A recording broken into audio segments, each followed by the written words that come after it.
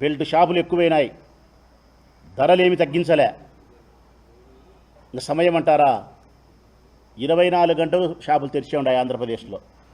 అర్ధరాత్రి లేదు, అపర్రాత్రి లేదు, ఎప్పుడైనా సరే షాపులు తెరిచి ఉంటారు. జగన్మోహన్ రెడ్డి పాలనలో నిర్ణీత సమయంలో మాత్రమే మద్యం అమ్మినారు, నిర్ణీత సమయానికే మద్యం మూసినారు. కారణం, ఇప్పుడు ప్రైవేటు వ్యక్తులు వ్యాపారం చేస్తున్నారు, అప్పుడు ప్రభుత్వమే వ్యాపారం చేసింది. ప్రభుత్వానికి నిబద్ధత ఉంటుంది, ప్రైవేటు వ్యక్తికి డబ్బు సంపాదించాలనే ద్రోహచింతన ఉంటుంది. బ్రాందీ షాపులలో ఆ రోజు తాపించలే, అట్లా రంధ్రంలో చేయబెట్టి ఇట బాటలు కొనుక్కొని నవరంధ్రాలు మూసుకొని ఇంటికి పోయి పిల్లాం దగ్గర కూర్చొని మందు తాగాల, పిల్లాం పెట్టిన బువ్వ తిని పనుకోవాలా. ఈరోజు బ్రాందీ షాపులే బార్లైనాయి. 12 వరకు, 11 వరకు, 1 గంట వరకు యథేచ్ఛగా తాగచ్చు. ఎంత మార్పు చేసినాడు చంద్రబాబు నాయుడు. బెల్ట్ షాపులు పెట్టా, ప్రైవేటు వ్యక్తులకు షాపులు ఇచ్చా, ధరలు పెంచా, అదే మందే మీకు అమ్మే, బ్రాందీ షాపులనే బార్లు చేశా, ఊరికి 2-3 బ్రాందీ బెల్ట్ షాపులు పెట్టా. ఒక్కొక్క బెల్ట్ షాపులో 20 రూపాయలు 25 రూపాయలు ఎంఆర్పి ధర కంటే ఎక్కువ అమ్మా పల్లెలో. ఇది 140 రూపాయలు ఉంటే ఇదే పల్లెలో పోయి అడిగితే కన్నా 165 రూపాయలు, 165. ఇది 220 రూపాయలు ఉంటే పల్లెలోకి పోయి అడిగితే 240 రూపాయలు. అంటే ఎంఆర్పి ధర కంటే ధరలు ఎక్కువ. మరి నువ్వు చెప్పిన ప్రామిసెస్ ఏమైనాయి? మద్యం పాలసీలో నేను బ్రహ్మాండంగా సంస్కరిస్తాను, ధరలు తగ్గిస్తాను, నాణ్యత కలిగి మందిస్తాను, ప్రజలను కాపాడుతానని చెప్పిన నీ ప్రభుత్వం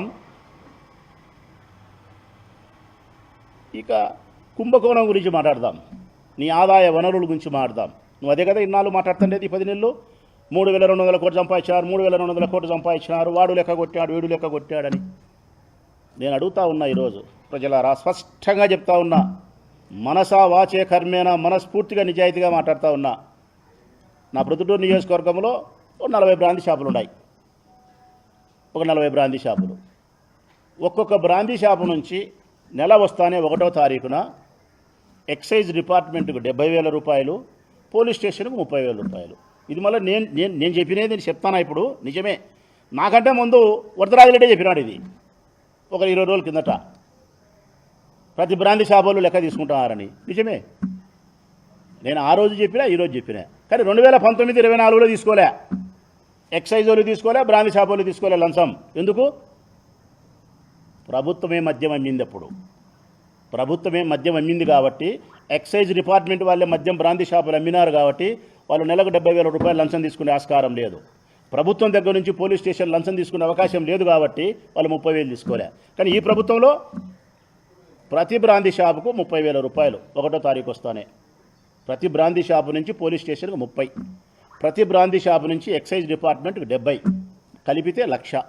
ఈ ఊర్లో 40 షాపులు, ఒక 10 బార్లు, కలిపితే 50 లక్షలు. ప్రతి నెల ఈ ఊరు నుంచి 50 లక్షల రూపాయలు కడపకు చేరుతుంది. ఈ కడప జిల్లా అంతా కలిపి 400 షాపులు ఉన్నాయి, బార్లు అన్నీ కలిపితే 400-500 ఉన్నాయి. ఇదంతా కలిపితే 5 కోట్లు అవుతుంది. ఈ 5 కోట్ల రూపాయలు అమరావతికి చేరుతుంది. అట్లా 25 జిల్లాలకు సంబంధించి, ఆంధ్రప్రదేశ్ రాష్ట్రంలోని అన్ని జిల్లాలకు సంబంధించి 100 కోట్లు చేరుతుంది ప్రజలారా అమరావతికి. పోలీసు వాళ్ళు తినాల్సింది తిని, ఎక్సైజ్ వాళ్ళు తినాల్సింది తిని కడపకు పోతుంది, కడపలో వాళ్ళు తినాల్సింది తిని అమరావతికి పోతుంది, అమరావతిలో ఎక్సైజ్ పెద్ద అధికారులు తినాల్సింది తిని యువరాజు దగ్గరికి పోతుంది. లెక్క యువరాజు దగ్గరికి పోతుంది, లోకేష్ బాబు దగ్గరికి పోతుంది. ఇది 100 కోట్ల రూపాయలు నెలకు, సంవత్సరానికి 1,200 కోట్ల రూపాయలు అవినీతి జరుగుతుంది. ఇది కాదు అని ఏ అధికారి అయినా సరే, ఏ తెలుగుదేశం పార్టీ వాడైనా సరే ధైర్యంగా వాళ్ళ బిడ్డల మీద ప్రమాణం చేసి చెప్పమను. ప్రతి బ్రాందీ షాపు నుంచి 1,00,000 రూపాయలు పోతుందా లేదా, అమరావతి చేరుతుందా లేదా, అందరూ కలిసి అధికారులు రాజకీయ నాయకులు అందరూ కలిసి దొంగలు ఊర్లు పంచుకున్నట్టు పంచుకుంటున్నారా లేదా? ఇది కాకుండా ఇక సింహం వేటాడేది ఉంది. ఇవి నక్కలు తోడేలు తినేది. ఇంకా సింహం వేటాడేది ముఖ్యమంత్రి. అన్ని డిస్టిలరీ నుంచి ఏవైతే ఈ మందు తయారు చేసే డిస్టిలరీస్ నుంచి ఏపీ బ్రూవరీస్కు చేరుతాయో ఆ డిస్టిలరీస్ ద్వారా కమిషన్ రూపంలో వాళ్ళు చెప్పినట్టు, ఇప్పుడు ధనంజయ రెడ్డి ఎవరైతే కమిషన్ రూపంలో తీసుకున్నారని చెప్పినారో అట్లా కమిషన్ రూపంలో మీకు చేరే లెక్క సంవత్సరానికి 1000 కోట్లు. నక్కలు తోడేలు కలిసి 1000 కోట్లు తింటే, సింహం 1000 కోట్లు తింటే సంవత్సరానికి 2,000 కోట్లు, 5 సంవత్సరాలకు 10,000 కోట్లు. చంద్రబాబు నాయుడు ప్రభుత్వంలో మద్యం పాలసీలో 10,000 కోట్లు అవినీతి అక్రమం దోపిడీ, జగన్మోహన్ రెడ్డి ప్రభుత్వంలో 3,000 కోట్లు మీరు చెప్పింది. దీన్నే కదబ్బా అత్త కోడలకు శుద్ధులు చెప్పడం, తెల్లవారి తల్లికి తుస్సు బసపని ఇడ్చడం. ఇదే మా సైడ్ చెప్పేది. నేను అడుగుతా ఉన్నా, మద్యం ధరలు తగ్గినాయా పెరిగినాయా? ప్రజలారా, ప్రొద్దుటూరు నియోజకవర్గ ప్రజలారా మీరే చెప్పండి. ధరలు చెప్పినా, బ్రాండ్లు చూపించినా. బెల్ట్ షాపులు ఉండాయా లేవా? ప్రజలారా మీరే చెప్పండి. రాష్ట్ర ప్రజలారా, ప్రతి గ్రామంలో బెల్ట్ షాపుకి 20 రూపాయలు 15 రూపాయలు ఎక్కువ తీసుకుంటారా లేదా? మీరే చెప్పండి ప్రజలారా. బ్రాందీ షాపులలో మద్యం తాపిస్తున్నారా తాపించలేదా? మీరే చెప్పండి ప్రజలారా. బ్రాందీ షాపులు ఏ సమయంలో అయినా తెరిచి పెడుతున్నారా లేదా? మీరే చెప్పండి. తాపిస్తున్నారా లేదా? మీరే చెప్పండి. ఇవి కాకుండా గోవా నుంచి, పాండిచ్చేరి నుంచి, ఇతర రాష్ట్రాల నుంచి మద్యం వస్తూ ఉంది. దాన్ని అరికట్టేవాడు లేడు.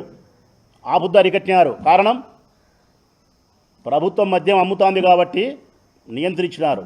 ఈ బుద్ధు ఎవరికి ఎవడో, ఎవరి బిడ్డకి ఎవడుతుండ్రో సిక్కినట్టు దోసుకుంటున్నారు. మద్యం పాలసీ మటుకు నేను బ్రహ్మాండంగా అమలు చేస్తానని చెప్పి ఈ ప్రభుత్వం చెప్తుంది. ఇంకా ప్రజలు తెలియాల్సిన సత్యం చెప్తా ఉన్నా, ఈ రాష్ట్రంలో ఎన్ని బ్రూవరీస్, ఎన్ని డిస్టిలరీస్ ఉన్నాయన్న దాని మీద ఒకసారి మీకు తెలియాల్సిన అవసరం ఉంది ప్రజలారా.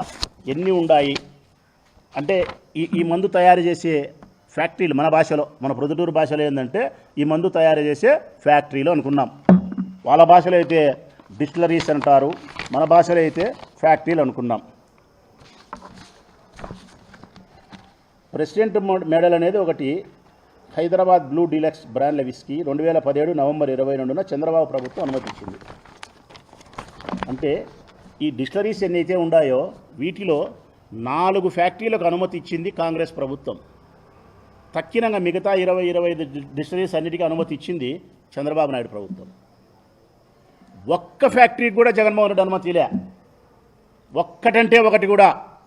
2019 నుంచి 24 వరకు జగన్మోహన్ రెడ్డి పరిపాలన చేసిన కాలంలో బ్రాందీని, విస్కీని తయారు చేయడానికి ఫ్యాక్టరీ పెట్టుకునేదానికి అనుమతి మా ప్రభుత్వం ఒక్కటి కూడా ఇలా. అన్ని చంద్రబాబు నాయుడు ఇచ్చినట్టే. గవర్నర్ రిజర్వ్, లెఫైర్ Napoleon, Octane Barrel Aged, Seventh Heaven, High Voltage Gold, Royal Palace, New King, Sign, Bira 91, TI Mansion House, TI Courier, Napoleon whisky brandy, Power Star, Legend, ఇలాంటి దాదాపు 200 బ్రాండ్లను తయారు చేసే డిస్టిలరీస్ అన్నిటికీ అనుమతి ఇచ్చింది చంద్రబాబు నాయుడు ప్రభుత్వం.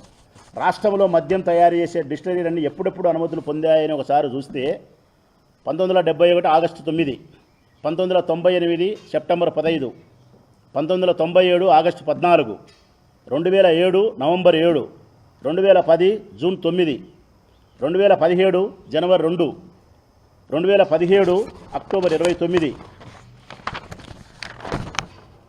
గౌతమి ఆగ్రో ఇండస్ట్రీ అనేది 1997 నవంబర్ 17, ఇంకొకటి 2008, ఇంకొకటి 2017, 2019 ఫిబ్రవరి 25, ఇంకొకటి 2017 23 అక్టోబర్, 1974 అక్టోబరు, 1982, 1998, 2018, 2016. అంటే 2019 నుంచి 24 వరకు ఒక్క పేరు చెప్పలేకపోయినా. ఈ రాష్ట్రంలో ఉండే అన్ని డిస్టిలరీస్ కూడా చంద్రబాబు నాయుడు ప్రభుత్వంలోనే అనుమతి ఇచ్చినట్టే. నువ్వు అనుమతి ఇచ్చి, నువ్వు మద్యం తయారీకి అన్నీ చేసి, ఆ డిస్టిలరీస్ అన్నీ జగన్మోహన్ రెడ్డి చుట్టాలన్నట్టు మాట్లాడుతున్నావు. జగన్మోహన్ రెడ్డి రాజకీయ పార్టీలకు సంబంధించిన వాళ్ళని మాట్లాడుతున్నావు. నీకు జగన్మోహన్ రెడ్డికి ఉండే వ్యత్యాసం ఒకటే, నీకు నోరు పెద్దది, జగన్మోహన్ రెడ్డికి నోరు చిన్నది. నువ్వు అబద్ధాన్ని నిజం చేసి నమ్మించగలుగుతావు. జగన్మోహన్ రెడ్డి నిజాన్ని కూడా నమ్మించలేని పరిస్థితుల్లో ఉన్నాడు. 10 సార్లు చెప్పుకోలేడు పాపం. ఆయన ఏమైనా మాట్లాడితే మనం మంచి చేస్తాము, ప్రజలు గుర్తిస్తారు, పైన దేవుడు ఉన్నాడు, కింద ప్రజలు ఉన్నారు. మధ్యలో చంద్రబాబు నాయుడు ఉండేవాడు కనుక్కోలేను పాపం. మధ్యలో ఇంకొకడు ఉన్నాడు, పైన దేవుడు ఉంటే కింద ప్రజలు ఉంటే మధ్యలో బాబు ఉన్నాడు. పందిని నందిని చేసేవాడు. అది మా జగన్ తెలియక మేమందరం సంఖన ఆగిపోయినాం. మా జగన్ మంచితనం వల్లనే మేము ఇట్లా అయిపోయినాం. మా జగనే కన్నా చంద్రబాబు నాయుడు మాదిరి షెడ్యూడ్ అంటే, ఇట్లా అబద్ధాలు చెప్పగలిగిన మనిషి అంటే, సంస్కరణ దిశ కాకుండా ప్రజల యొక్క వ్యసనాన్ని బలహీనతను ఆసరాగా చేసుకునేవాడంటే పవర్ కోసం డబ్బు కోసమే ప్రాకులాడేవాడంటే మేము మళ్ళా పవర్లో ఉండింది ఈరోజు వేధింపులకు మేము గురయ్యేటోళ్ళం కాదు. 100% చెప్పగలుగుతానా? జగన్ మంచితనమే, జగన్ ప్రజాహితం కోరడమే, జగన్ సంస్కరణపై ప్రయాణం చేయడమే. నాడు నేడు మన బడి సంస్కరణ కాదా? సచివాలయాల సంస్కరణ కాదా? గ్రామ వాలంటరీ వ్యవస్థ కాదా? రైతు భరోసా కేంద్రాలతో రైతులకు సలహాలు ఇచ్చి ఎరువులు మందులు ఊళ్ళల్లో పల్లెల్లో పంచినది సంస్కరణ కాదా? ఇంటింటికి డాక్టర్లు పంపించినాడు సంస్కరణ కాదా? నీకు కావాల్సిన బర్త్ డెత్ సర్టిఫికేట్ ఎంఆర్ఓ దగ్గర దొరకాల్సినవి నీ ఇంటికి వచ్చి ఇచ్చినారు సంస్కరణ కాదా? ఆరోగ్యశ్రీలో వేల జబ్బులను సమకూర్చినాడు సంస్కరణ కాదా? స్కూళ్ళల్లో ఇంగ్లీష్ మీడియం ప్రవేశపెట్టాడు, సెంట్రల్ సిలబస్ తీసుకొచ్చినాడు, డిజిటల్ ఎడ్యుకేషన్ తీసుకొచ్చినాడు, వైద్య పరీక్షలు చేయించినాడు సంస్కరణ కాదా? సంస్కరణకు మారుపేరు జగన్. మార్పు తీసుకొచ్చేదానికి కంకణబద్ధుడైన వాడు జగన్. చంద్రబాబు నాయుడు పాత చింతకాయ పంచడి, అదే రోట్లు వేసి దంచి అదే సిన్నెట్టే అదే పరిపాలన చేతగాలే, ప్రజలను మెప్పించలే, ఇచ్చిన హామీలు నెరవేర్చలే. 6 పథకాలను అమలుపరచలేని చంద్రబాబు నాయుడు 60 కేసులు పెట్టగలిగినాడు, 60 మందిని జైలుకు పంపించగలిగినాడు. ఇచ్చిన 6 పథకాలను అమలుపరచడానికి చేతగాలే ఆయనకు, కానీ 60 మందిని జైలుకు పంపించినాడు. ఇప్పటికీ ఇంకా 4 ఏళ్ళు ఉంది, ఇంకా 600 మందిని పంపిస్తాడు. ఈ 6 పథకాల మటుకు అట్టే ఉంటాయి, అవి మటుకు జరగవు. Diversion politics. నీ అసమర్థత పరిపాలనను కప్పిపుచ్చుకునేదానికి ఏదో ఒకటి తెరపైకి తీసుకురావాలా, ఏదో ఒకటి అవినీతి తీసుకురావాలా, ఎవరినో ఒకరిని జైలుకు పంపాలా, కక్ష సాధించుకోవాలా. 24 గంటలు ఇదే తతంగమే ఈ రాష్ట్రంలో ఏం తప్ప మరొకటైతే ఈ రాష్ట్రంలో జరుగుతుండే దాఖలాలు అయితే నాకు తెలిసి లేవు. ఈ విధంగా చేస్తే నిజంగా ఐఏఎస్లు ఐపీఎస్లు పనిచేస్తారా? ఈ రాష్ట్రంలో చేస్తారా? ఇట్లా చేస్తే